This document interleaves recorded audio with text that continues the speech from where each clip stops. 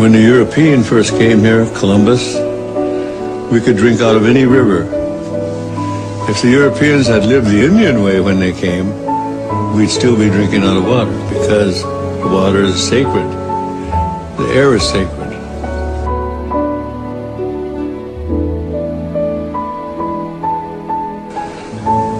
Our DNA is made of the same DNA as the tree. The tree breathes what we exhale. When the tree exhales, we need what the tree exhales. So we have a common destiny with the tree.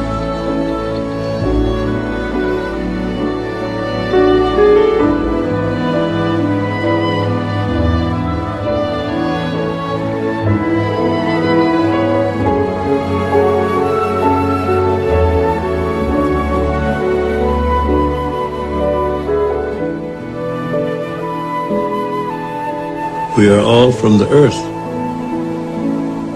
And when the earth, the water, the atmosphere is corrupted, then it will create its own reaction.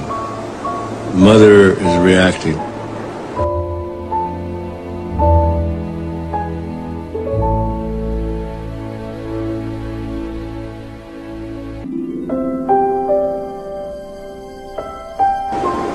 And the world has become, quote, a market. And it's this market that we have to deal with. And it's this idea of boundless and endless resources. And when you say resources, you're talking about our relatives. You're talking about our family. Fish are our family. It's not a resource, it's family. It requires all the respect.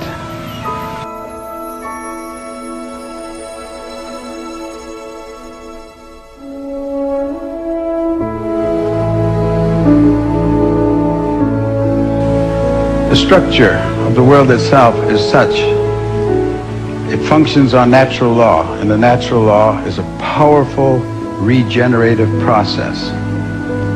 There's a process of regeneration that continues and grows and is endless.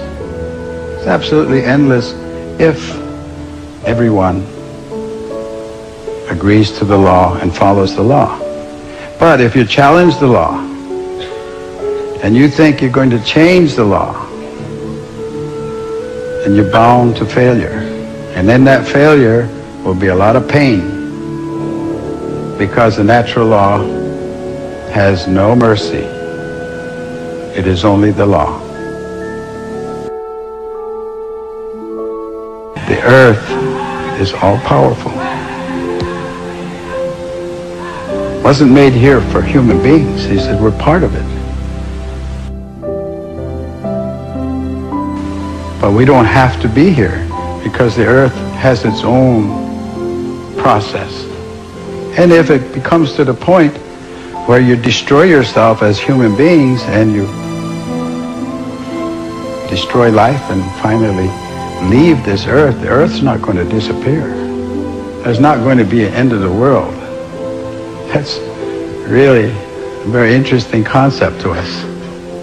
No, the world won't end. People's life on it will. So it's not the end of the world you're talking about, it's the end of us. And the world, no matter what damage you think you've done to it, will regenerate,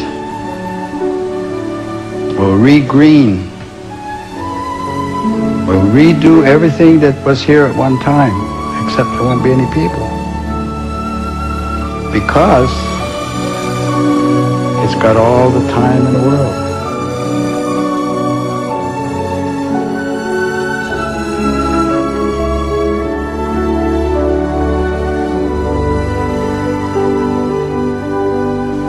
As you're coming down the final stretch, you're racing towards the finish, and there is the stone wall, and you're not pulling your horse. You're not stopping. You're in fact accelerating. That's the way I see the use of what you call resources. You're using them faster than they're reproducing.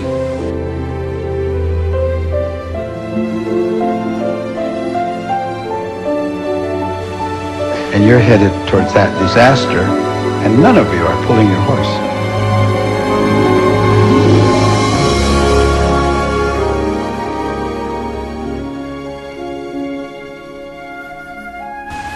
And every day that you don't do what's right is a day that you've lost an option.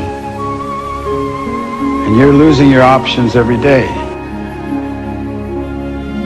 No tree grows by itself. A tree is a community. Certain trees, certain plants will gather around certain trees. And certain medicines will gather around those certain plants.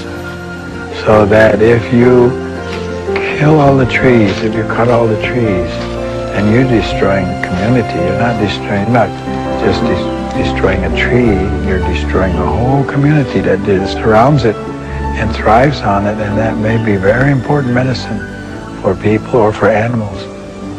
So you've lost a community, and if you clear cut, which is what's happening in America and Canada a great deal these days, and I guess around the world, then you are really a very destructive force.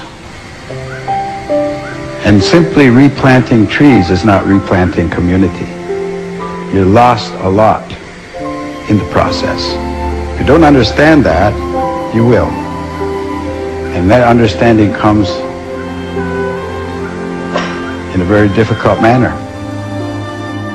And of the 100 dominant economic units in the world today, 100 largest economic units, and that's the word they used, was units.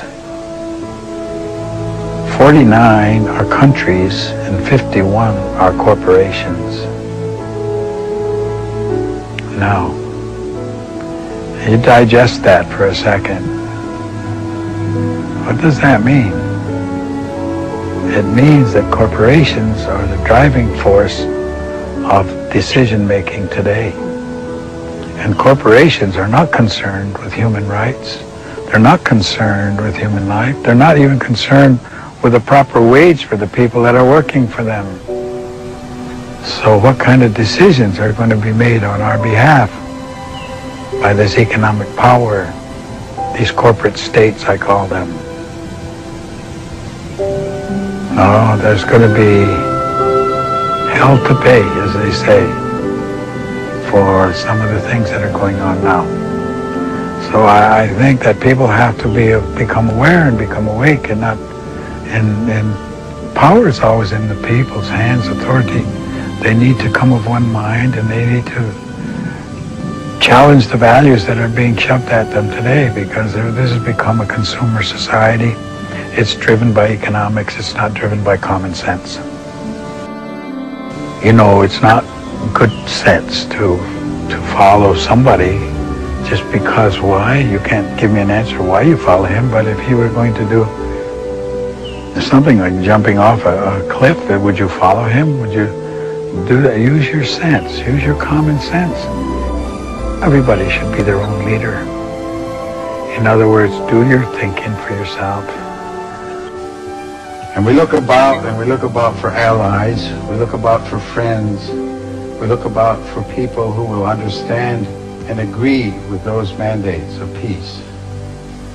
That we are now placing in your hands all life.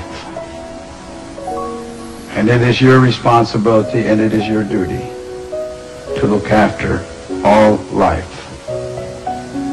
And so when he was speaking like that, he wasn't talking about our aunts and our uncles and our cousins and our fathers and our mothers. He was talking about all life. He was talking about the trees.